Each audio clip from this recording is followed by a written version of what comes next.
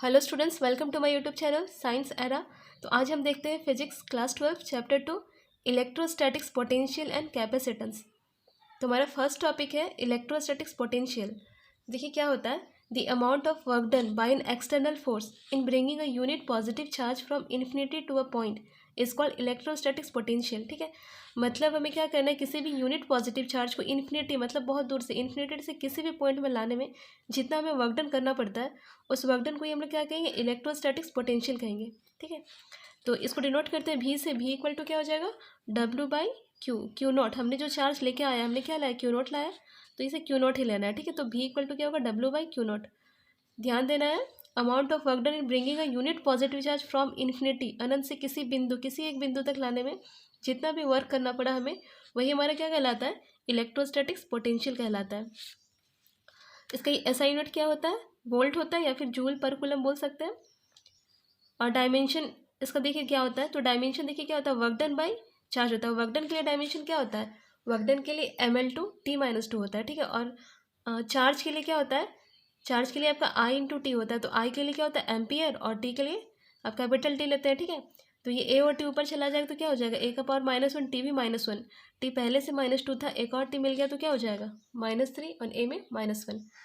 और ये क्या है, it is a scalar quantity. ये 3 पॉइंट याद रखने के, किसके बारे, इलेक्ट्रोस्टैटिक्स पोटेंशियल के बारे। यूनिट क्या होता है, डायमेंशन क्या होता है, और ये स्केलर क्वांटिटी। ठीक है, अभी देखना मेन टर्म, मेन आपका यही है, ये जो फॉर्मूला है इसी पे बेस है आपका सारा, मतलब अब बहुत सारे टॉपिक आपको इसी फॉर्मूले पे मिलेंगे, तो आपको इस फॉर्मूले को अच्छे से देख लेना है। भी इक्वल टू क्या होता है, डब्ल्यू बाई क्यू नोट, या फिर अगर हमें डब्ल्यू की वैल्यू निकालनी तो डब्ल्यू इक्वल टू क्या होगा, वी इंटू क्यू नोट होगा। ठीक है, मतलब डब्ल्यू इक्वल टू क्या होगा, वी इंटू क्यू नोट। इसे अच्छे से याद करना है, ये आपका अधिकतर अभी जितने भी क्वेश्चंस बनेंगे, जितने भी हमारे फॉर्मूले डराइव होंगे, सब में ये टर्म यूज़ होगा। नेक्स्ट टॉपिक हमारा इलेक्ट्रोस्टैटिक्स पोटेंशियल डिफरेंस। देखिए यहाँ पे सेम डेफिनेशन है, पर डिफरेंस क्या है वो ध्यान देना है। ठीक है, the amount of work done by an external force in bringing a unit positive charge, इतना तो बिल्कुल सेम है, from one point to another. यहाँ पे बस यही डिफरेंस है दोनों में। उसमें क्या था, हमें यूनिट पॉजिटिव चार्ज कहाँ से लाना था, इन्फिनिटी से लाना था एक पॉइंट पे, और यहाँ पे क्या है, from one point to another is called electrostatic potential difference. जब डिफरेंस की बात हो रही है तो हम लोग क्या करेंगे, चार्ज आपका किसी एक पॉइंट पे है और यहाँ से हमको दूसरे पॉइंट पे लाना है। ठीक है, तो ये हमारा डेफिनेशन हो जाएगा इलेक्ट्रोस्टैटिक पोटेंशियल डिफरेंस के लिए। और जब लोग इन्फिनिटी से लाते हैं चार्ज को, तो उसे सिर्फ क्या करना है, इलेक्ट्रोस्टैटिक पोटेंशियल। यही डिफरेंस है दोनों के डेफिनेशन में। तो यहाँ पे देखिए हमारा प्लस क्यू क्या है, सोर्स चार्ज है, और हमें कोई टेस्ट चार्ज क्यू नोट को क्या लाना है, पॉइंट ए से बी पे लाना है। ठीक है, तो यहाँ जो वर्क डन हमें करना पड़ेगा वही हमारा क्या कहलाएगा, वही हमारा इलेक्ट्रोस्टैटिक पोटेंशियल डिफरेंस कहलाएगा। तो इसको हम लोग लिखते कैसे, VVA। ठीक है, हमें बी पे लाया कहाँ से, ए से, इसको टू क्या होगा, VV माइनस बी है, और इसको हम लोग यही सेम है, क्या लिखना है, work done AB by Q note. ठीक है, हमने कहाँ से लाया, ए से बी पे लाया बाई क्यू नोट, मतलब सेम फॉर्मूला है W बाई क्यू नोट, पर डेफिनेशन थोड़ा सा डिफरेंस है, वो ध्यान देना है। ठीक है, यहाँ पे देखिए potential difference is independent of path. तो पोटेंशियल डिफरेंस के बारे में टर्म है कि वो क्या है, पाथ पे डिपेंड नहीं करता है।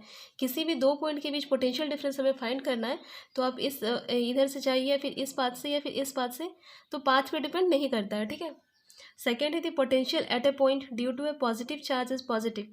अगर चार्ज हमारा पॉजिटिव हो तो पोटेंशियल भी क्या होगा, पॉजिटिव होगा। चार्ज अगर नेगेटिव हो तो क्या होगा, नेगेटिव होगा। नेक्स्ट टॉपिक है हमारा डेरिवेशन है potential due to a point charge. बहुत ही इंपॉर्टेंट डेरिवेशन है, अच्छे से देखना है इसे। तो देखिए हम लोग स्टार्ट करते हैं, एक पॉइंट चार्ज की वजह से पोटेंशियल कितना बनेगा हमारा। तो देखिए क्या होगा, let us consider a point charge Q at point O origin. ठीक है, हमने क्या किया, एक पॉइंट ओ पे क्या किया, एक positive charge plus Q charge क्या किया, कंसीडर किया। We want to determine potential at point P. तो हम लोग इस चार्ज की वजह से पॉइंट पी पे पोटेंशियल निकालना चाहते हैं, कितना पोटेंशियल क्रिएट होगा। ठीक है, पॉइंट पी पे, तो देखिए क्या, which is at a distance R from origin, और ये पॉइंट कितने दूरी पे है, ओरिजिन से आर दूरी पे है। ठीक है, आर दूरी पे है। Suppose the charge Q note reaches up two point P. तो हम किसी चार्ज क्यू नोट को कहाँ लाएंगे, पॉइंट पी तक लाएंगे। और ये जो चार्ज क्यू नोट है वो कितनी दूरी पे है, आपका ओरिजिन से कितनी दूरी पे, x दूरी पे है। ठीक है, तो हमने डिफाइन कर लिया है, इस पॉइंट को हमने पी डस माना है। ठीक है, तो पी डस हमारा क्या है, ओ से पी डस की दूरी x है। तो यहाँ पे ध्यान दीजिएगा, यहाँ पे फोर्स का डायरेक्शन आपका इधर है, और यहाँ पे हम पॉइंट को इधर ला रहे हैं, इधर की ओर ला रहे हैं। ठीक है, तो समझिए कि हम लोग क्या किया, डेल एक्स दूरी तक ले आए हैं क्यू नोट चार्ज को। डेल एक्स लिखें या डी एक्स लिखें, तो यहाँ पे जो दोनों के बीच एंगल बनेगा, ठीक है, चार्ज, तो कितना बनेगा, 180 डिग्री का एंगल बनेगा, क्योंकि स्ट्रेट लाइन बन रहा है हमारा, तो इस एंगल का हम लोग यूज़ करेंगे। तो चलिए डेरिवेशन स्टार्ट करते हैं, ध्यान दीजिएगा। वी हैव वर्क डन, तो हमें वर्क डन का फॉर्मूला क्या होता है, वर्क डन इक्वल टू क्या होता है, फोर्स इंटू डिस्प्लेसमेंट होता है, क्योंकि स्मॉल डी मतलब क्या होता है, स्मॉल वर्क डन, ठीक है, स्मॉल वर्क डन हो रहा है तो स्मॉल डिस्प्लेसमेंट लेंगे डी एक्स, जो हमने यहाँ दिखाया है डी एक्स, ठीक है। सबसे पहले हमारा पॉइंट क्या हो गया, स्मॉल दूरी तक आया, मतलब डी एक्स दूरी तक आया। तो यहाँ पे देखिए वी हैव वर्क डन क्या होता है, work done d W equal to F dot d x होगा, डॉट प्रोडक्ट होता है तो इसको हम लोग क्या करते हैं, डॉट हटेगा तो F D x cos theta use होगा, और थीटा हमने देखा थीटा कितना है 180 डिग्री है, ठीक है, तो F D x cos 180 degree, और हमें पता है कि कॉस 180 की वैल्यू कितनी होती है, -1, तो आपको इसके प्लेस पे क्या लिखना है, -1, तो माइनस आगे मल्टीप्लाई हो गया, तो डी डब्ल्यू हमारा क्या हो गया, माइनस एफ डी एस, ये इक्वेशन 1 करके रहने देना है। नेक्स्ट हम आता है एफ, ठीक है, फोर्स पे, क्योंकि यहाँ पे जो एफ टर्म यूज़ हुआ है इसकी वैल्यू में नहीं, तो हमें पता है कि कूलम के नियम से एफ की वैल्यू क्या होती है, F equal to 1/4πε0 Q1 Q2/r², ये हमने पढ़ा था। यहाँ पे Q1 के प्लेस पे क्या है, Q है, और Q2 के प्लेस पे क्या है, Q0 है, तो वही लिखा हमने Q0, और R यहाँ पे देखिए हमारा दोनों के बीच की डिस्टेंस कितनी है, देखिए Q और Q0 के बीच की डिस्टेंस कितनी है, x है, ठीक है, तो ये लेना, आपको R को नहीं लेना है, ठीक है, आपको Q और Q0 के बीच की दूरी x है, तो हमने वही दूरी लिया है x², ठीक है, ये इक्वेशन 2 हो गया। अब हमें क्या करना है, f के वैल्यू को, f का जो वैल्यू आया उसे हमने कहाँ पुट करना है, इक्वेशन 1 में, हमने वही लिखा फ्रॉम 1 and 2 वी गेट, तो हमने क्या करना है, f के प्लेस पे ये वैल्यू पुट करना है, तो हमारा डी डब्ल्यू इक्वल टू क्या हो जाएगा, -t के रहेगा, f के प्लेस पे ये पूरा वैल्यू लिखा हमने, पूरा लिखा, ठीक है, और उसके बाद क्या है, dx है, तो dx लिखना है, ठीक है। अब उसके बाद हम लोग क्या करेंगे, देखिए हमें क्या, हमने स्मॉल पार्ट के लिए किया था, मतलब जब Q0 को dx दूरी तक लाया था, अब हमें जब Q0 को पॉइंट P तक लाना है, तो हमें उसके लिए क्या करना होगा, तो ध्यान दीजिए, उसके लिए हमें क्या करना है, इंटीग्रेशन करना है। जब भी हम लोग कंप्लीट काम करते हैं तो क्या करते हैं, इंटीग्रेशन करते हैं, तो integrating both side with respect to x, देखिए इंटीग्रेशन करेंगे,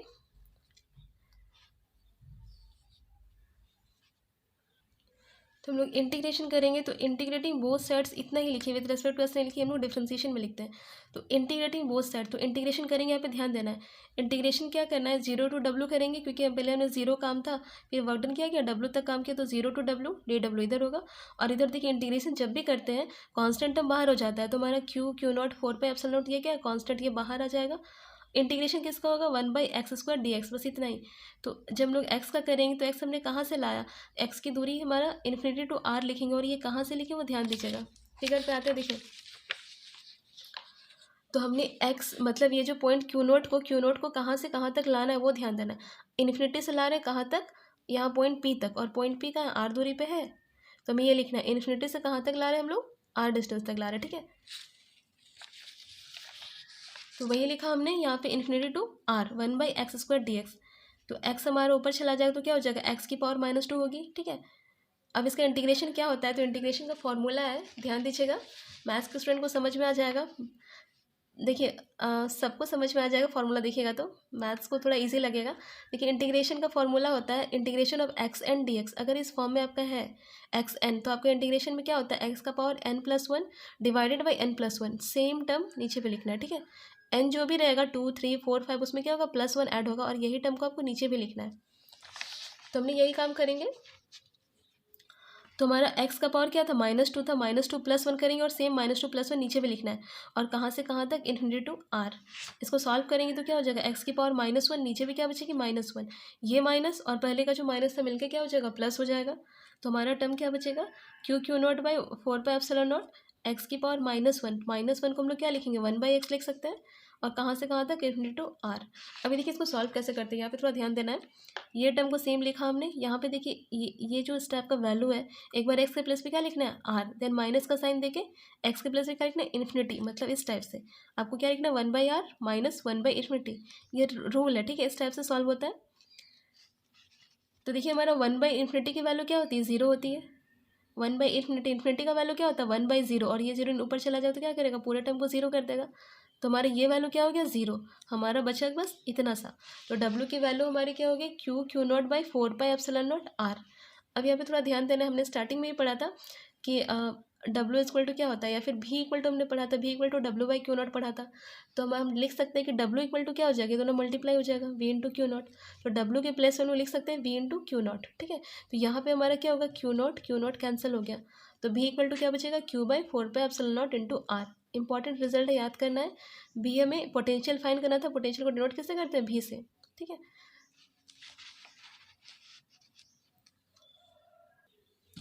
ये भी सेकंड इंपॉर्टेंट डेरिवेशन है आपका इस चैप्टर का। तो potential due to an electric dipole, electric dipole की वजह से पोटेंशियल किसी पॉइंट पे कितना क्रिएट होगा। तो ध्यान दीजिएगा, हमने डायपोल बनाया है, ए और बी आपका क्या है, डायपोल है। एक पे प्लस क्यू चार्ज है, एक पे क्या है, माइनस क्यू चार्ज है। ये आपको पता है कि डायपोल का डेफिनेशन होता है जिसमें क्या होता है, प्लस क्यू माइनस क्यू दोनों ही चार्ज होते हैं, और दोनों के बीच की दूरी कितनी होती है, 2a। ये याद करना है, ठीक है। तो यहाँ से यहाँ तक की दूरी को हमने a माना, और यहाँ से यहाँ तक की a, ये आपका सेंटर है, सेंटर ऑफ डायपोल, जैसे o माना। तो हम लैंग्वेज में लिखते हैं इसके बारे जो फिगर हमने बनाया। AV is an electric dipole consist of two charges plus Q and minus Q separated by a distance 2a, ठीक है। ऐसे लिखना बहुत ही आसान सा लैंग्वेज, आप लोग जैसा चाहे बना सकते हैं, अपने लैंग्वेज में लिख सकते हैं, ठीक है। क्या लिखना है, ये एक डायपोल है जो प्लस क्यू और माइनस क्यू चार्जेज है और सेपरेटेड बाय डिस्टेंस कितनी है, 2a। इट्स टोटल चार्ज है 0, इसके पूरा चार्ज क्या हो जाएगा, 0 हो जाएगा, क्योंकि यहाँ plus Q minus Q charge same charge cancel होकर क्या हो जाएगा, 0। एंड डायपोल मोमेंट क्या होगा, p, और इसके डायपोल मोमेंट क्या होगी, p होगी। We take origin O at centre of dipole, तो हमने सेंटर ऑफ डायपोल को क्या लिया, ओरिजिन माना। We want to find potential at point P which is at a distance R from origin. तो ध्यान दीजिएगा, हम लोग क्या पॉइंट पी पे पोटेंशियल फाइंड करना चाहते हैं, जो कितनी दूरी पे है, यहाँ से यहाँ तक कि सेंटर से कितनी दूरी पे, आर दूरी पे है। ओपी की दूरी कितनी है, आर है, ठीक है। And R1 and R2 are distances of the point P from plus Q and minus Q respectively. और यहाँ पे देखिए R1 आपकी पॉइंट P की दूरी है किससे, प्लस क्यू चार्ज से, and R2 minus Q charge से P की दूरी है, ठीक है। वो लैंग्वेज को अपने लैंग्वेज में लिखना है जैसे आपको अच्छा लगे। अब हम लोग स्टार्ट करते हैं डेरिवेशन, ठीक है। तो हमारा टोटल पोटेंशियल यहाँ पे पॉइंट P पे जो पोटेंशियल होगा वो क्या होगा, प्लस क्यू चार्ज की वजह से जो पोटेंशियल होगा और माइनस क्यू चार्ज की वजह से जो पोटेंशियल होगा, दोनों का सम करेंगे तो हमें पॉइंट P पे पोटेंशियल मिल जाएगा, ठीक है। तो हम लोग दोनों पॉइंट पे अपना अपना निकाल लेते हैं। तो ध्यान दीजिएगा, potential due to minus Q charge की वजह से क्या पोटेंशियल होगा, ध्यान दीजिएगा। तो हमने पढ़ा कि V1 इक्वल टू क्या होता है, क्यू बाई 4πε0 इंटू R2 हमारे क्या है, डिस्टेंस, ठीक है। क्योंकि माइनस क्यू है तो माइनस लिया हमने, अभी हमने सिंगल पॉइंट के लिए निकाला था, बस वही फॉर्मूला यूज़ किया जो इससे पहले डेरिवेशन हमने किया था। V इक्वल टू क्या होता है, क्यू बाई 4πε0 इंटू R। तो हमारा R यहाँ पे क्या हो जाएगा, R2 हो जाएगा, क्योंकि हमारी देखिए फिगर पे माइनस क्यू की डिस्टेंस कितनी है, R2 है, तो आपको R2 लेना है, ठीक है। तो हमने वही लिखा V1 equal to minus q by 4πε0 R2। अब हम इस R2 को R के टर्म में कैसे डिफाइन कर सकते हैं, तो देखिए यहाँ पे थोड़ा ध्यान देना है, इसको कैसे हम लोग बनाएंगे, ठीक है। तो नाउ बाय दी फिगर पे आते हैं। देखिए यहाँ पे AP आपका AP इक्वल टू क्या है, PN के बराबर है। ये आपको खुद से ड्रॉ करना है, थोड़ा इसके बराबर एक लाइन हम लोग क्या करेंगे, खुद से ड्रॉ करेंगे। तो AP बराबर क्या है, PN है। तो हम लोग क्या लिख सकते हैं, AP तो हमारा R2 है, और इस PN को क्या लिख सकते हैं, R प्लस ON लिख सकते हैं। यहाँ पे ध्यान देना है, AP हमारा क्या है, R2 है, और P से N को हम लोग क्या लिखेंगे, यहाँ से यहाँ तक को R और इसको ON ही रहने देंगे, ठीक है। तो हम लोग का क्या हो जाएगा, R2 equal to R plus ON, ये लिख सकते हैं। तो देखिए हमने वही लिखा है, बाय फिगर AP और PN क्या है, बराबर है। AP की वैल्यू R2 है, और PN को हम लोग क्या लिखेंगे, R प्लस ON, ठीक है। अब R2 तो ठीक है, या R भी ठीक है, ON को हम लोग किस टर्म में लिखेंगे, तो ध्यान दीजिएगा, in right triangle ONA cos theta क्या होता है, ON बाई कॉस थीटा क्या होता है, H by B, sorry B by H। Actually figure पे आते तब समझ में आएगा। यहाँ पे देखिए हम लोग इस फिगर पे काम कर रहे हैं, ठीक है। इस फिगर के हमारा नाम क्या है, ONA, ये ट्रायंगल है। देखिए ये राइट ट्रायंगल है, और हमारा थीटा यहाँ पे है, ठीक है, थीटा यहाँ पे है। तो यहाँ पे हमारा रिजल्ट क्या होता है, कॉस थीटा इक्वल टू क्या होता है, आपको पता है कि कॉस थीटा क्या होता है, B बाई H। तो देखिए थीटा यहाँ पे है, तो थीटा के बगल वाला को हम लोग क्या कहते हैं, P कहते हैं। तो हमारा ये क्या हो जाएगा, बेस हो जाएगा, ये हमारा क्या हो जाएगा, बेस हो जाएगा। और H क्या होता है, 90 डिग्री के बगल लाइन हमेशा H होता है। तो हाइपोटेनिस आपका A हो गया, क्योंकि यहाँ से यहाँ तक की दूरी कितनी है, A है, तो ये आपका हाइपोटेनिस H हो गया, और आपका ON क्या हो जाएगा, B हो जाएगा, ठीक है। यहीं से हमने निकाला है। तो कॉस थीटा क्या हो जाएगा, B बाई H, मतलब ON बाई A। तो हम लोग ON को क्या लिख सकते हैं, ON इक्वल टू A, इधर मल्टीप्लाई हो जाएगा A कॉस थीटा, ठीक है। तो यही यूज़ किया हमने, ओ एन के प्लेस पे क्या लिखा, ए कॉस थीटा। इतना क्लियर है। ये हमारा potential due to minus Q charge, ठीक है, ये वैल्यू आया। और आर टू को हमने इस फॉर्म में लिखा है, ओ एन का वैल्यू ट्राइंगल से फाइंड किया, इस ट्राइंगल से, ठीक है। इतना अच्छे से करना, और सेम काम हमें उसके लिए भी करना है, तो इसको सीख लेना अच्छे से, ठीक है। तो अब हमें क्या करना है, from equation one, equation one में आर टू की इस वैल्यू को पुट कर देंगे, ठीक है, यहाँ पे आर टू के प्लेस पे। तो हमारा वी वन क्या हो जाएगा, माइनस क्यू 4πε0, और आर टू के प्लेस पे ये value R plus a cos theta. Clear हो गया।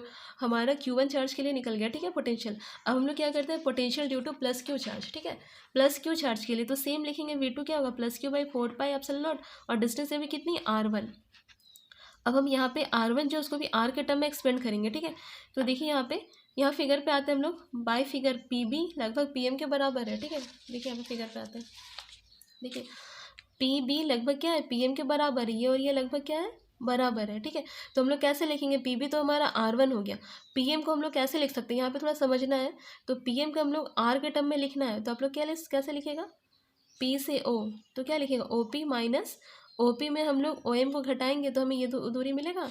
तो जैसे कि हम लोग को PM निकालना है, ठीक है, तो PM बराबर हमारा क्या हो सकता है, पूरे OP मतलब पूरे इस लाइन में हम लोग क्या करेंगे, इसको घटा देंगे तो ये मिलेगा। तो OP माइनस OM कर सकते हैं, ठीक है, कर सकते हैं। हमें PM चाहिए, PM के लिए हम लोग क्या करेंगे, OP माइनस OM करेंगे। तो देखिए वही काम हमने यहाँ पे किया है, हम लोग का PB और PM बराबर है, ठीक है। तो हम लोग PM को क्या लिखें, OP माइनस OM लिखें। OP की वैल्यू क्या थी, R थी, और OM की वैल्यू, तो OM की वैल्यू हम सेम निकालें जैसे हम लोग ऊपर OM की वैल्यू निकाला था। OM की वैल्यू निकालने के लिए किस ट्राइंगल पे लिए, ट्राइंगल OMB में। तो चलिए आते हैं एक बार यहाँ पे भी देख लेते हैं। तो देखिए हमें किसकी वैल्यू चाहिए, OM की वैल्यू चाहिए, तो हम इस ट्राइंगल पे काम करेंगे। तो यहाँ पे देखिए क्या हो जाएगा, ये आपका राइट ट्राइंगल है, ठीक है, यहाँ पे तो राइट ट्राइंगल है, तो कॉस यहाँ पे थीटा एंगल, देखिए थीटा यहाँ पे, तो कॉस थीटा बराबर अगेन क्या होता है, B/H, और B हमारा क्या हो जाएगा OM, और H हमारा क्या होगा A, ठीक है। तो हम लिख सकते हैं यहाँ पे हमारा क्या बन रहा है, कॉस थीटा बराबर, ध्यान दीजिएगा आपको थीटा के बगल वाला क्या होता है, परपेंडिकुलर होता है, ठीक है। तो ये वाला क्या कहलाएगा, बेस कहलाएगा, तो बेस हमारा क्या है, OM है, तो क्या हो जाएगा OM। और हाइपोटेनिस क्या होता है, 90 डिग्री के बगल वाला को हाइपोटेनिस कहते हैं, मतलब ए। तो OM की वैल्यू क्या मिल रही है, A मल्टीप्लाई हो जाएगा A कॉस थीटा मिल रहा है। तो हम आते हैं, तो OM हमारा क्या मिला, A कॉस थीटा मिला। अब हम OM के प्लेस पे ये वैल्यू पुट करेंगे, तो हमारा R1 क्या हो जाएगा, देखिए यहाँ पे R1 हमारा R minus A cos theta, ठीक है।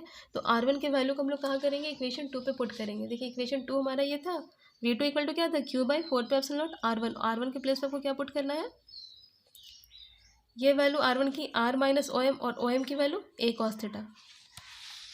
तो मतलब हमें क्या पुट करना है, R minus A cos theta put करना है यहाँ पे R1 के प्लेस पे, ठीक है। किया हमने, V1 और V2 में दोनों ही मिल गए। अब देखिए हम लोग कैसे सॉल्व करेंगे, हमें V2 मिल गया, हमें पता है कि now net potential at point P क्या होता है, V equal to V1 plus V2, दोनों को ऐड करेंगे। तो V1 की वैल्यू हमारी ये वैल्यू है, इसको लिखा हमने, और V2 की वैल्यू हमने अभी निकाला था, ये वैल्यू, दोनों को ऐड करेंगे। देखिए जो टर्म कॉमन है, कॉमन निकालना है, Q दोनों के पास है, Q कॉमन आ गया, 4πε0 कॉमन आ गया, यहाँ पे क्या बचा, माइनस का साइन, और ये नीचे R plus A cos theta, यहाँ पे 1/R minus A cos theta. यहाँ पे क्या करेंगे, LCM लेंगे, ये टर्म इससे मल्टीप्लाई होगा, ये टर्म इससे मल्टीप्लाई होगा, ये इधर मल्टीप्लाई होगा, तो माइनस की वजह से क्या हो जाएगा, माइनस R, और माइनस माइनस क्या हो जाएगा, प्लस A कॉस थीटा। ये 1 से मल्टीप्लाई होगा तो सेम रहेगा, यहाँ पे minus R plus R cancel हो गया, आपका ऊपर क्या बचेगा, सेम टर्म है, तो 2A कॉस थीटा। नीचे यहाँ पे ध्यान देना है, R plus A cos theta into R minus A cos theta, मतलब A plus B into A minus B के फॉर्म में है। वैल्यू क्या होता है, A square minus B square, यहाँ पे क्या हो जाएगा, R square minus A square cos square theta, ठीक है। अब यहाँ पे थोड़ा ध्यान देना है, हमें पता है कि 2A इंटू Q क्या होता है, 2A इंटू Q क्या होता है, डायपोल मोमेंट होता है, ठीक है, P। तो इसके प्लेस हम लोग क्या लिख सकते हैं, P लिख सकते हैं, ठीक है। 2A इंटू Q को क्या कहते हैं, P कॉस थीटा, 4πε0 यहाँ पे देखिए R square minus A square cos square theta बच रहा है। तो हमें पता है कि R क्या है, बहुत ही बड़ा है इन कम्पेयर टू A, ठीक है, क्योंकि डायपोल हमारा बहुत छोटा होता है। यहाँ पे हमने बस बड़ा दिखाया समझने के लिए फिगर में, पर डायपोल की जो डिस्टेंस होती है वो बहुत छोटी होती है, 2A डिस्टेंस होती है वो खुद छोटी है, तो A भी तो बहुत ही छोटा होगा R के कंपेयर में, ठीक है। तो लिखना है, सिंस R बहुत ही बड़ा है A के कंपेयर में, तो हम लोग इस टर्म को क्या करेंगे, नेगलेक्ट करते, क्योंकि कॉस थीटा की मैक्सिमम वैल्यू भी क्या होती है, 1 ही होती है, ठीक है। तो हमारे ये टर्म बहुत ही छोटा हो जाएगा, तो हम लोग इसको क्या करेंगे, नहीं लिखते हैं।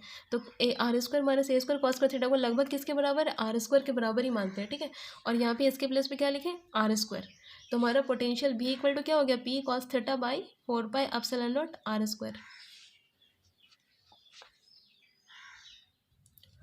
आपको डेरिवेशन में इतना ही करना है। अगर आपको पूछा जाए potential due to an electric dipole find करें तो आपको इतना ही करना है, बस आपको फुल मार्क्स मिल जाएगा। ठीक है, इसके तो स्पेशल केस है वो हम लोग देख लेते हैं, वो आपको मन हो तो करना है वरना नहीं करिएगा तब भी चलेगा। तो स्पेशल केस देखिए क्या है, for axial line, axial line, ठीक है, आपका पॉइंट पी अगर लाइन पे ही हो तो उस केस में थीटा हमारा क्या होगा, 0 डिग्री होगा। और हमें पता है कि कॉस जीरो की वैल्यू क्या होती है, 1। तो हमारा ऊपर क्या हो जाएगा, ओनली पी बचेगा और नीचे ये टर्म बचेगा। ठीक है, और अगर फॉर इक्वेटोरियल लाइन, मतलब थीटा आपका क्या हो, 90 डिग्री पे हो, मतलब थीटा हमारे कितना बने, 90 डिग्री बने। तो यहाँ पे cos 90, देखिए cos थीटा, cos 90 की वैल्यू क्या होती है, 0। मतलब ये पूरे टर्म को क्या कर देगा, 0। तो आपका क्या हो जाएगा, v हमारा 0 होगा। देखिए ये सब क्वेश्चन आता है 1 नंबर के लिए। ठीक है, एक्सियल लाइन के लिए आपका v का वैल्यू ऐसे लिखना है, बस cos थीटा नहीं लिखना है। पर इक्वेटोरियल लाइन के लिए क्या हो जाएगा, जब थीटा 90 हो तो v की वैल्यू क्या होगी, 0 होगी। अगला टॉपिक देखिए, potential due to system of charges. मतलब यहाँ पे आपका क्या हो जाएगा, चार्जेस रहेगा, 2-3 चार्ज साथ में रहेगा। तो पोटेंशियल हमारा क्या होता है, सभी चार्जेस का सम होता है। तो v equal to v1 plus v2 plus dot dot dot vn। v1 की value q1 by 4πε0 r1, v2 है तो q2 और r2 लगेगा vn। इसको ऐड करेंगे तो जो भी सेम टर्म उसको कॉमन ले लिए, 1/4πε0 कॉमन ले लिए, आपका क्या बचेगा यहाँ q1 by r1, q2 by r2, यहाँ पे qn बाई rn। तो उसको हम लोग समेशन में कैसे लिखेंगे, summation i equal to 1 to n qi by ri, आपको ऐसे लिखना है। ठीक है, आगे देखिए इक्विपोटेंशियल सरफेसेस क्या होता है। ठीक है, नया टॉपिक है इक्विपोटेंशियल सरफेसेस। तो a surface which has same electrostatic potential at every point on it is called an equipotential surfaces. ठीक है, एक वैसा सरफेस जहाँ पे क्या हो गया, प्रत्येक भाग पे क्या होगा, आपका पोटेंशियल क्या होगा, सेम होगा। ठीक है, तो सरफेस को हम लोग क्या कहेंगे, इक्विपोटेंशियल, नाम से ही लग रहा है इक्विपोटेंशियल सरफेसेस। सरफेस के प्रत्येक पार्ट पे पोटेंशियल क्या हो, सेम होना चाहिए, इक्वल होना चाहिए। ठीक है, प्रॉपर्टीज ऑफ इक्विपोटेंशियल सर्फेसेस की क्या क्या प्रॉपर्टीज है। तो फर्स्ट आपका, equipotential surfaces do not intersect each other. ठीक है, जो सर्फेस भी इंटरसेक्ट नहीं करेगा। These are closely spaced in the region of strong electric field and vice versa. तो ये क्या होता है, क्लोजली स्पेस्ड, मतलब जैसे कि एक सर्फेस के जस्ट बगल में दूसरा सर्फेस, उसके बगल में दूसरा सर्फेस, ऐसे बनता है। ठीक है, एंड वाइस वर्सा मतलब इसी प्रकार से एक बनेगा, फिर दूसरा बनेगा, फिर तीसरा बनेगा। Electric field is always normal to equipotential surfaces at every point. ये 1 मार्क्स का क्वेश्चन में आ सकता है। ठीक है, तो इलेक्ट्रिक फील्ड क्या होता है, पोटेंशियल सरफेस के पे इलेक्ट्रिक फील्ड हमेशा क्या होता है, नॉर्मल होता है 90 डिग्री पे। ठीक है, सरफेस अगर इस टाइप का है तो इलेक्ट्रिक पोटेंशियल आपका क्या होगा, इस टाइप से सीधा होगा। आगे देखिए, मतलब इलेक्ट्रिक फील्ड के जो लाइन्स होते हैं वो सरफेस के क्या होंगे, नॉर्मल होंगे। Work done in moving a test charge from one point to other in equipotential surface is 0। अगर किसी सरफेस में इक्विपोटेंशियल सरफेस है और वहाँ पे कोई एक चार्ज को आप दूसरे पॉइंट पे कर रहे हैं तो इस केस में क्या होगा, वर्क डन क्या होगा, 0 होगा, क्योंकि सभी पॉइंट पे पोटेंशियल क्या है, बराबर है। ठीक है, तो इसलिए इस केस में क्या हो जाएगा, अगर आप इक्विपोटेंशियल सरफेस में किसी एक पॉइंट चार्ज को दूसरे पॉइंट मतलब दूसरे पॉइंट पे ला रहे हैं, ठीक है, सरफेस आपका इक्विपोटेंशियल है, तो इस केस में वर्क डन क्या होगा, आपका 0 होगा। देखिए हमने कुछ इक्विपोटेंशियल सर्फेसेस बनाए हमने, तो ध्यान दीजिए, समझ में आ जाएगा आपको। Equipotential surfaces due to an isolated point charge. अगर ये कोई पॉइंट चार्ज है तो हमने पहले ही पढ़ा था कि पॉजिटिव चार्ज से क्या होती है, इलेक्ट्रिक फील्ड लाइन्स निकलती हैं एस डायरेक्शन में। तो ये फील्ड लाइन्स है। ठीक है, ये फील्ड लाइन्स हमने इससे पहले क्लास में पढ़ा था, पहले चैप्टर में।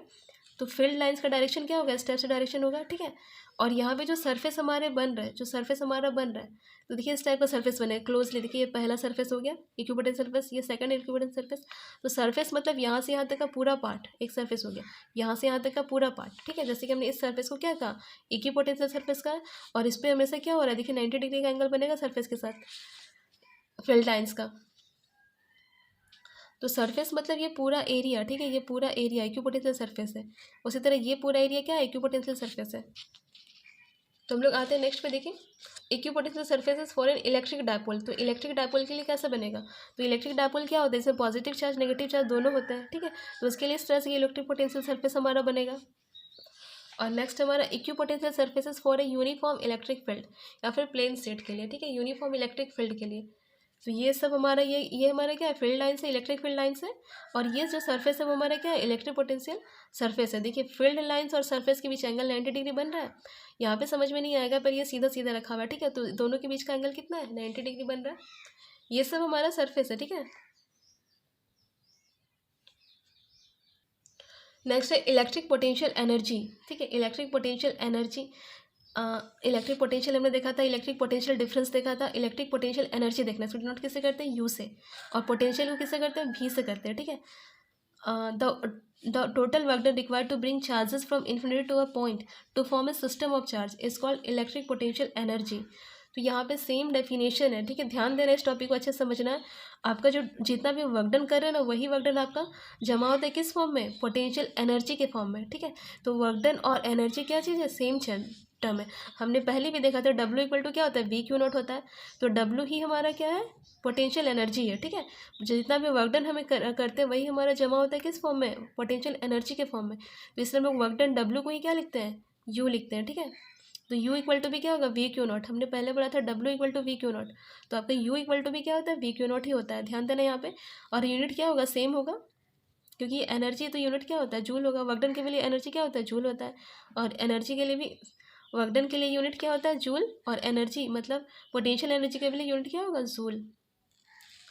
Same definition, total work done required to bring charges from infinity to point, ठीक है। मतलब बहुत सारे चार्जेस को एक इन्फिनिटी से एक पॉइंट पे लाना, दूसरे चार्ज को लाना, तीसरे चार्ज को लाना, हम बहुत सारे चार्ज को ला सकते हैं इस आसपास, ठीक है। और इस दौरान हमें जितना भी वर्क डन करना पड़ा, सभी वर्क डन का सम हमारा क्या कहलाएगा? वर्क डन के दौरान जितने भी एनर्जी हमें लग रही है, वो सारी एनर्जी हमारे क्या कहलाएगी? इलेक्ट्रिक पोटेंशियल एनर्जी कहलाएगी, ठीक है। मतलब कहिएगा वर्क डन को ही हमने क्या किया? वर्क डन ही आपका ट्रांसफर हो रहा है इन फॉर्म ऑफ एनर्जी। तो हमारा W और U के लिए सेम हमारा वैल्यू हो गया V इंटू Q0। नेक्स्ट हम देखेंगे relation between electric potential and electric field E। या फिर आपका ये क्वेश्चन आता है 2 मार्क्स या 3 मार्क्स पे, prove that E equal to minus dV/dx, ठीक है। आपका ऐसा क्वेश्चन रहेगा, find the relation between electric potential and electric field, या फिर E equal to minus dV/dx। तो हम लोग इसको प्रूव करते हैं। आप चाहे तो फिगर बना सकते हैं, इसमें नहीं भी बना सकते, जैसे कि इलेक्ट्रिक फील्ड लाइन्स हमने दिखाया, और यहाँ पे सरफेसेस हमने नहीं बना, सरफेस इस टाइप से बना सकते हैं आप लोग। जैसे इससे पहले का फिगर में हमने देखा था, ए पे एक सरफेस इक्विपोटेंशियल सरफेस फिर यहाँ पे बनता। तो देखिए हम लोग क्या करें, इन्फिनिटी से कोई चार्ज को हम लोग क्या ला रहे हैं? किसी पॉइंट बी पे ला रहे हैं, ठीक है। जैसे कि Q0 चार्ज हमारा है, तो यहाँ पे देखिए एंगल हमारा कितना बनता है? हमने स्टार्टिंग का डेरिवेशन में यही किया था। एंगल हमारे फोर्स और इसके डायरेक्शन के बीच के जो एंगल बनता है वो कितना बनता है? 180 डिग्री का बनता है, ठीक है। Q0 चार्ज को हम लोग ला रहे हैं इन्फिनिटी से किसी एक पॉइंट पे, दोनों के बीच का डायरेक्शन कितना बन रहा है? 180 डिग्री बन रहा है, ठीक है। तो देखिए हम लोग बनाते, सॉल्व करते हैं इसको, डेरिवेशन करते हैं। देखिए वी नो दैट, हम जानते हैं कि W इक्वल टू क्या होता है? DW इक्वल टू क्या होता है? फोर्स इंटू डिस्प्लेसमेंट, ठीक है। DW है तो DX लिया, अगर W होता तो ओनली X लेते, फोर्स इंटू डिस्प्लेसमेंट। और हमने पता है कि E की वैल्यू क्या होती है? इलेक्ट्रिक फील्ड, क्योंकि हमें दोनों के बीच के निकालना है, तो इलेक्ट्रिक फील्ड क्या होता है? F/Q0 होता है, ठीक है। F/Q0, तो हम लोग F इक्वल टू क्या लिख सकते? दोनों मल्टीप्लाई हो जाएगा, F इक्वल टू क्या हो जाएगा? E इंटू Q0, ठीक है। अब हम क्या करेंगे? F के वैल्यू को हम लोग पुट करेंगे यहाँ पे, putting the value of F इन 1। तो F का जो वैल्यू हमारा ये वैल्यू आया उसको हम लोग कहाँ पुट करेंगे? यहाँ पे।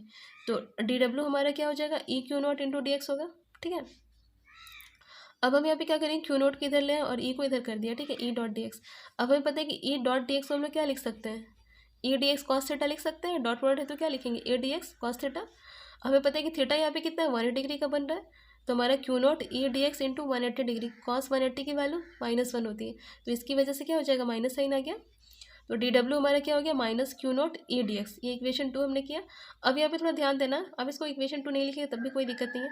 यहाँ पे देखिए क्या करना है, DW रहने दिया, Q0 को इधर नीचे डिवाइड कर दिया, आपको इधर क्या बचेगा? Minus E D x.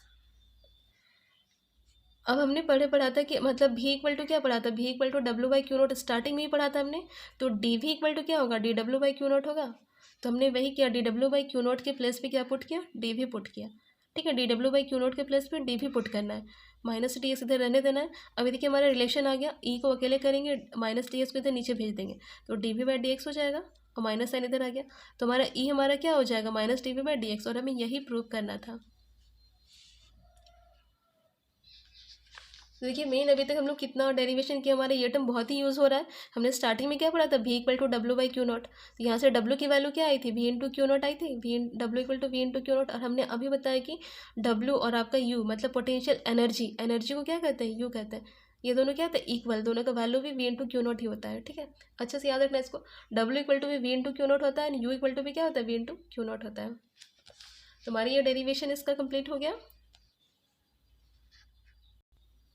Next topic हमारा है potential energy of A system of charges, ठीक है। तो देखिए इसमें हम लोग दो पढ़ना है। पहला आपका क्या है, potential energy for system of two charges. दो चार्जेस की वजह से पोटेंशियल एनर्जी क्या बनेगी। तो देखिए हम लोग कैसे बनाएंगे, इसको ध्यान देना है, नहीं तो नहीं समझ में आएगा। ये क्वेश्चन थोड़ा सा मतलब बहुत ही आसान है, पर बिल्कुल ध्यान से देखिएगा तभी समझ में आएगा। तो late us consider two charges Q1 and Q2 at infinity. हमने कोई भी दो चार्ज हमने कंसीडर किए Q1 एंड Q2, ठीक है। तो देखिए हमें क्या करना है, work done in bringing Q1 from infinity. तो Q1 को हमने क्या किया, मतलब दोनों ही चार्ज इन्फिनिटी पे हैं, Q1 और Q2 क्या इन्फिनिटी पे हैं।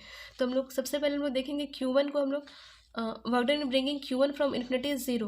तो Q1 को लाने में हमें वर्क डन कितना करना पड़ेगा, ज़ीरो। क्यों, as there is no external electric field, क्योंकि यहाँ इलेक्ट्रिक फील्ड नहीं है, ठीक है। यहाँ पे सिर्फ दो चार्ज हमने कंसीडर किए हैं इन्फिनिटी पे, Q1 और Q2, और हमारे पॉइंट ए के पास कोई भी हमारे पास इलेक्ट्रिक फील्ड अवेलेबल नहीं है। इस चीज़ को ध्यान देना है, यहाँ पे इलेक्ट्रिक फील्ड नहीं है, इसलिए जब हम लोग Q1 को लेके आएंगे तो वर्क डन हमारा क्या हो जाएगा, ज़ीरो हो जाएगा। इलेक्ट्रिक फील्ड नहीं है, इस वजह से हमारा इस केस में क्या होगा, वर्क डन ज़ीरो होगा। ध्यान देना इसको। तो work done in bringing Q1 from infinity is zero as there is no external electric field, क्योंकि यहाँ पे कोई भी इलेक्ट्रिक फील्ड नहीं है। तो हमने Q1 को पहले लेके आया, ठीक है। Q1 को लेके आया तो इस टाइम वर्क डन हमारा क्या हो गया, W1 हमारा क्या हो गया, ज़ीरो। इस दौरान हमें कोई भी काम नहीं करना पड़ा, ठीक है। W1 ज़ीरो, ये इक्वेशन मन माना है, रहने देना है। अब आगे हम लोग आते हैं ना, potential at point A due to charge Q1। अब हमारा चार्ज Q1 क्या हो गया, आ गया, ठीक है। Q1 को हमने ले आया, तो ये चार्ज क्या करेगा, इलेक्ट्रिक फील्ड क्रिएट करेगा। इस वजह से पॉइंट ए पे क्या होगा, पोटेंशियल हमारा क्रिएट होगा। यहाँ पे थोड़ा ध्यान देना है, ठीक है। तो हमने स्टार्टिंग में हमारे पास कोई भी चार्ज यहाँ पे नहीं था, दोनों ही चार्ज इन्फिनिटी में थे। इन्फिनिटी से हमने Q1 को लेके आया किसी भी पॉइंट पे, ठीक है। Q1 को लेके आया तो इस केस में वर्क डन हमारा ज़ीरो हुआ, क्योंकि यहाँ पे इलेक्ट्रिक फील्ड अवेलेबल नहीं था, ठीक है। अब Q1 आ चुका है, तो यहाँ पे ये Q1 चार्ज है, ठीक है। तो चार्ज क्या करेगा, इलेक्ट्रिक फील्ड क्रिएट करेगा। तो इलेक्ट्रिक फील्ड क्रिएट करेगा तो पॉइंट ए पे क्या करेगा, इसकी वजह से पोटेंशियल क्रिएट होगा, ठीक है। तो वही लिखे now, potential at point A due to charge Q1। Q1 आ चुका है तो ये पोटेंशियल क्रिएट करेगा पॉइंट ए पे, ठीक है। तो वो कितना होगा पोटेंशियल, वो निकाल लेते हैं। तो हमने पता है कि V इक्वल टू क्या होता है, 1/4π Q/R, ठीक है। तो Q1 आया है, तो Q1 बाई डिस्टेंस हमारी कितनी है, R। इससे कितनी दूरी पे है, R पे है, तो Q1/R। यहाँ पे समझ में आ गया होगा आई थिंक। तो पॉइंट ए पे भी पोटेंशियल क्रिएट हो गया, ठीक है। अब हम लोग जब चार्ज 2 को लाएंगे, हम लोग चार्ज 2 को इन्फिनिटी से लेके आएंगे, तो इस केस में हमें क्या होगा, वर्क डन करना पड़ेगा, क्योंकि यहाँ पे चार्ज अवेलेबल है, पोटेंशियल यहाँ पे क्रिएट हो गया, ठीक है। तो now work done, therefore work done in bringing Q2 from infinity to point A is. तो हमें पता है कि W इक्वल टू क्या होता है, बार बार यूज़ हो रहा है, W इक्वल टू क्या होता है, Q इंटू वी होता है। हम लोग किस चार्ज को ला रहे हैं, Q2 को ला रहे हैं, तो Q2 इंटू वी होगा यहाँ पे, ठीक है। तो Q2 हमारा, ठीक है, Q2 है, और V का वैल्यू, ये वैल्यू V की जो वैल्यू है 1/4π Q1/R, और ये Q2 मल्टीप्लाई हो जाएगा, तो Q1 Q2 हो गया। तो ये हमारा वर्क डन हो गया, किसको लाने में, सेकेंड चार्ज Q2 को लाने में इतना वर्क डन करना पड़ा। तो हमारा टोटल वर्क डन क्या हो जाएगा, total work done W equal to W1 plus W2। W1 तो हमारा ज़ीरो था, ओनली W2 लिखेंगे। तो हमारा टोटल वर्क ही जमा होता है किस फॉर्म में, एनर्जी के फॉर्म में, पोटेंशियल एनर्जी के फॉर्म में। तो हम लोग इसी को लिखते हैं U। तो U इक्वल टू हमारा क्या हो जाएगा, 1/4π Q1 Q2/R, ठीक है।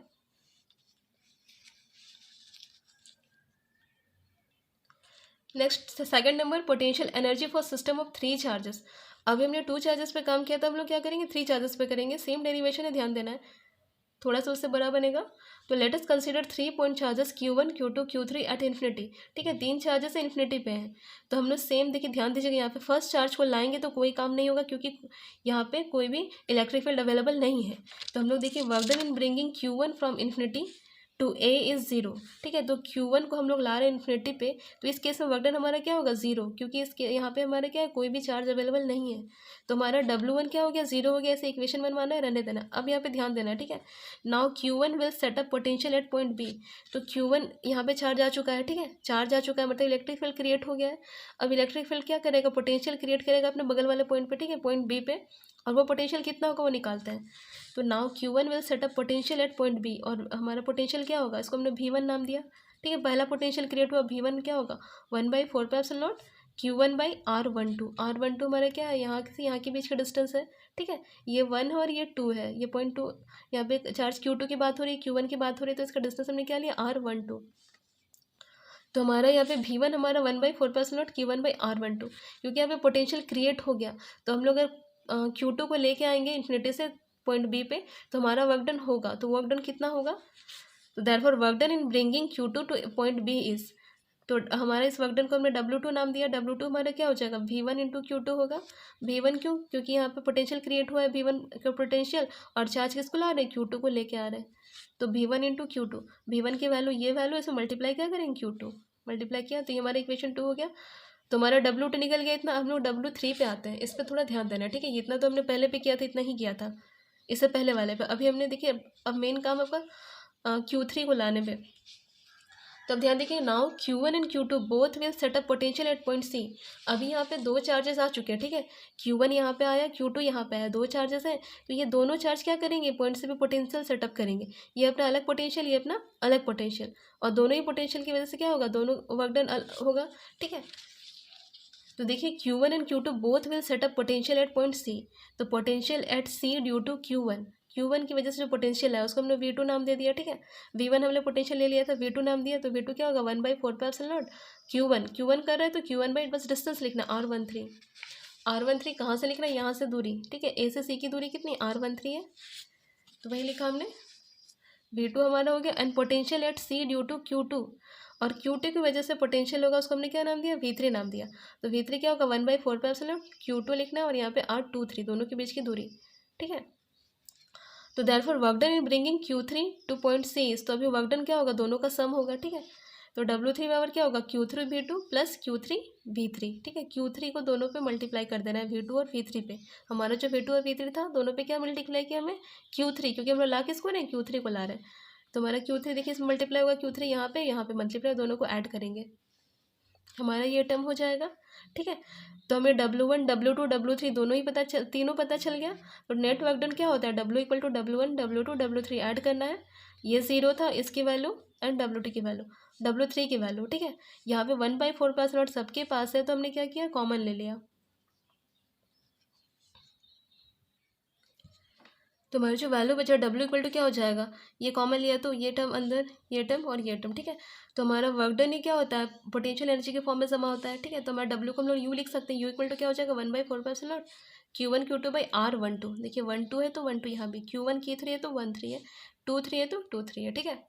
तो ये आपका क्या हो जाएगा, potential energy for system of 3 charges. 3 charges के लिए इतना पोटेंशियल एनर्जी आपका होगा। नेक्स्ट टॉपिक हमारा potential energy in an external field, ठीक है। एक्सटर्नल फील्ड मतलब यहाँ पे इलेक्ट्रिक फील्ड अवेलेबल है, ठीक है। तो पोटेंशियल, पहला हमारा potential energy of a single charge, एक सिंगल चार्ज के लिए आपका पोटेंशियल एनर्जी क्या होगा। तो the work done in bringing a charge Q from infinity to a point P is क्या होता है, Q इंटू V होता है, ठीक है। तो वर्क डन हमारा क्या होता है, Q इंटू V होता है। तो this work done is stored in the form of potential energy of Q। तो यही जो वर्क डन है वो स्टोर होता है किस फॉर्म में, पोटेंशियल एनर्जी के फॉर्म में। ये बार बार हम ये चीज़ देखते आ रहे हैं। तो देखिए हमें यहाँ पे करना क्या है, ये कुछ नहीं, बस थोड़ा सा देखना है इसको। Therefore potential energy of Q at R in an external field, तो उसको लिखते कैसे, बस ये देखना है।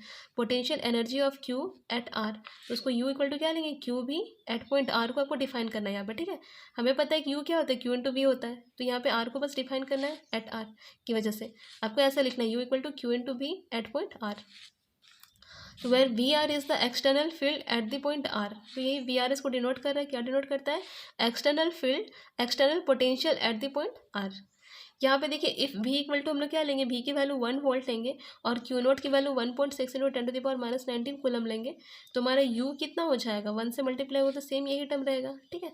U हमारा 1.6 इंटू 10⁻⁻19 जूल रहेगा, और इस वैल्यू को ही क्या कहते हैं, 1 इलेक्ट्रोवोल्ट EV, ठीक है। ये आपका E है, इलेक्ट्रॉन पे चार्ज है, तो इसलिए इसको हम लोग क्या कहते हैं, 1 इलेक्ट्रॉन वोल्ट। नेक्स्ट देखिए potential energy of a system of 2 charges in external field. यहाँ पे 2 चार्ज रहेंगे, ये एक्सटर्नल फील्ड, इससे पहले में क्या था, हमारा इलेक्ट्रिक फील्ड अवेलेबल नहीं था, यहाँ पे इलेक्ट्रिक फील्ड पहले से अवेलेबल है, ठीक है। तो इफ़ Q1 एंड Q2 भी 2 charges located at R1 and R2 respectively, ये हमारा ओरिजिन है, ओरिजिन से R1 दूरी पे क्या है, पॉइंट A है, R2 दूरी पे क्या है, पॉइंट B है। Q1 एंड Q2 भी 2 चार्जेस लोकेटेड R1, तो ये Q1 आपका R1 पे लोकेट है, और Q2 आपका क्या है, R2 पे लोकेट है। The work done in bringing the charges Q1 from infinity to R1, यहाँ पे Q1 को हम लोग इन्फिनिटी से लाएंगे R1 दूरी पर, तो उसके लिए हमें वर्क डन करना पड़ेगा, क्योंकि यहाँ पे चार्ज तो अवेलेबल है, ठीक है। यहाँ पे इलेक्ट्रिक फील्ड अवेलेबल है, तो इसलिए यहाँ पे W1 हमारा क्या होगा, Q1 VR1, ठीक है। इस फॉर्म में लिखना है VR1। एक्सटर्नल फील्ड को डिनोट करते हैं इसी टाइप से लिखना है VR1, ठीक है। Next we consider work done in bringing Q2 to R2।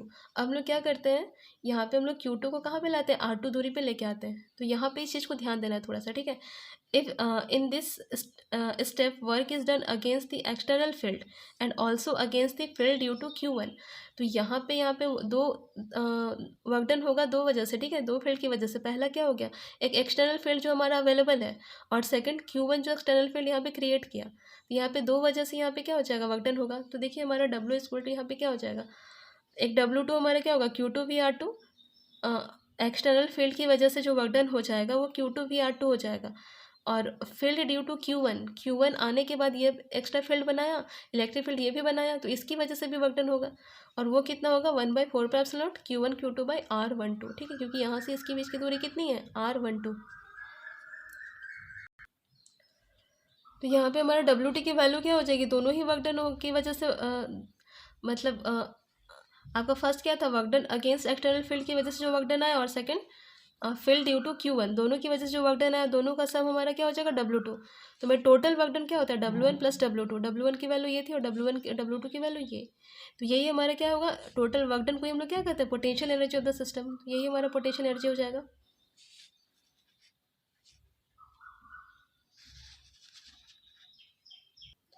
Next important topic है आपका, देखिए, potential energy of A dipole in an external field. इसका भी डेरिवेशन अक्सर आता है। तो देखिए हमें क्या कहना है, consider a dipole of charges plus Q and minus Q in an uniform electric field separated by a distance 2a, आप लिख सकते हैं, ठीक है। यहाँ पे plus Q minus Q charge की दूरी कितनी है, 2a दूरी की है। तो यहाँ पे क्या हो जाएगा, restoring torque on the dipole. तो यहाँ पे टॉर्क क्रिएट होगा क्योंकि डायपोल में क्या होगा, मूवमेंट होगा।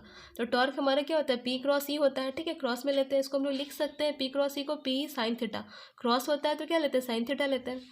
तो if dipole is rotated by small angle D theta, अगर डायपोल हल्का एंगल से रोटेट करता है तो DW हमारा क्या होगा, टाउ इंटू डी थीटा होगा, ठीक है। टाउ आपका क्या है, टॉर्क है, टॉर्क इंटू डी थीटा। तो टाउ की वैल्यू हमने लिखी थी P साइन थीटा, तो यहाँ पे क्या लिखा, P sine theta into d theta. तो therefore work done in rotating the dipole from θ1 to θ2। तो डायपोल को रोटेट करने में, θ1 टू θ2 एंगल रोटेट करने में वर्क डन कितना करना पड़ेगा, ध्यान देना यहाँ पे।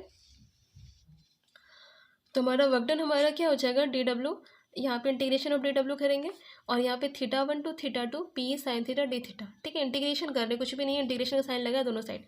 तो इंटीग्रेशन ऑफ डी करने पे क्या होता है, इंटीग्रेशन ऑफ डी हट जाता है, बचेगा क्या, सिर्फ W। यहाँ पे देखिए क्या करना है, P कांस्टेंट है, P को बाहर लिया, इंटीग्रेशन किसका होगा, साइन थीटा डी थीटा, ठीक है। थीटा के टर्म में कर रहे हैं तो थीटा वाला टर्म अंदर रहेगा, ये देखना है। तो साइन का इंटीग्रेशन क्या होता है, कॉस, साइन का क्या होता है, माइनस कॉस थीटा होता है, ठीक है। तो माइनस कॉस थीटा कहाँ से कहाँ तक, θ1 तो θ2, यही वैल्यू लिया। और हमने पहले ही बताया था इसको कैसे करना है, माइनस 2 ठीक है, बाहर रहेगा। यहाँ पे थीटा के प्लेस पे एक बार आपको θ2 लेना है, देन माइनस साइन देके θ1 लेना है। तो आपका क्या होगा, माइनस कॉस θ2 माइनस कॉस θ1, और बाहर वाले माइनस की वजह से ये आपका नेगेटिव और ये टर्म क्या हो जाएगा, पॉजिटिव हो जाएगा। तो इसको हमने पहले लिखा कॉस θ1 को पहले, और इसको इधर लिखा, ठीक है। तो हमारा क्या हो जाएगा, पोटेंशियल एनर्जी हमारा P कॉस θ1 माइनस कॉस θ2 हो गया। इतना ही करना, डेरिवेशन अगर आता है तो आपको यहाँ से यहाँ तक बस। अब यहाँ पे देखिए एक special case, if dipole is oriented perpendicular to the electric field, ठीक है। अगर डायपोल हमारा क्या होगा, परपेंडिकुलर होगा, तो इस केस में हमारा θ1 की जो वैल्यू होगी वो कितने डिग्री होगी, 90 डिग्री होगी। तो हमारा जो U होगा वो क्या होगा, U equal to P cos 90 minus cos θ2। Cos 90 की वैल्यू 0 होती है, और कॉस θ2 ऐसे ही रहेगा, तो ये माइनस साइन यहाँ पे बाहर आ जाएगा, तो क्या हो जाएगा, U equal to minus P cos theta. θ2 क्योंकि सिंगल थीटा बचा तो हमने थीटा लिया इसे, ठीक है। अब यहाँ पे थोड़ा ध्यान देना है, इस केस में यहाँ पे 3 केस क्रिएट हो रहे हैं। यहाँ पे स्टेबल इक्विलिब्रियम कब होगा, जब थीटा इक्वल टू क्या होगा, 0 डिग्री होगा, ठीक है। तो उस कंडीशन को क्या कहेंगे, स्टेबल इक्विलिब्रियम कहेंगे। तो यहाँ पे जब थीटा 0 होगा तो कॉस 0 की वैल्यू क्या होती है, 1 होती है। तो हमारे U हमारा क्या होगा, माइनस PE। और इस केस में क्या होगा, पोटेंशियल एनर्जी क्या होगा, मिनिमम होगा, ठीक है। तो आपको कभी कभी क्वेश्चन में आता है पोटेंशियल एनर्जी मिनिमम कब होगा डायपोल में, तो कब, जब थीटा इक्वल टू 0 डिग्री होगा, ठीक है। Case 2 when theta equal to 90 degree, theta सब 90 डिग्री होगा तो कॉस 90 की वैल्यू क्या होती है, 0। तो यू हमारा क्या हो जाएगा, 0 हो जाएगा, ठीक है। केस 3, इसको अनस्टेबल इक्विलिब्रियम का कंडीशन भी कहते हैं, जब थीटा क्या होगा, 180 डिग्री होगा, ठीक है। तो यू इक्वल टू क्या होगा, माइनस पी कॉस 180, और 180 की वैल्यू क्या होती है, -1। तो ये माइनस माइनस मिलकर क्या हो जाएगा प्लस, तो यू इक्वल टू क्या हो जाएगा, PE, U equal to PE। तो इस केस में देखिए पोटेंशियल हमारा क्या होगा, मैक्सिमम होगा। कुछ टॉपिक्स और बचे इस चैप्टर के, वो नेक्स्ट वीडियो में मैं अपलोड करूँगी। Thank you.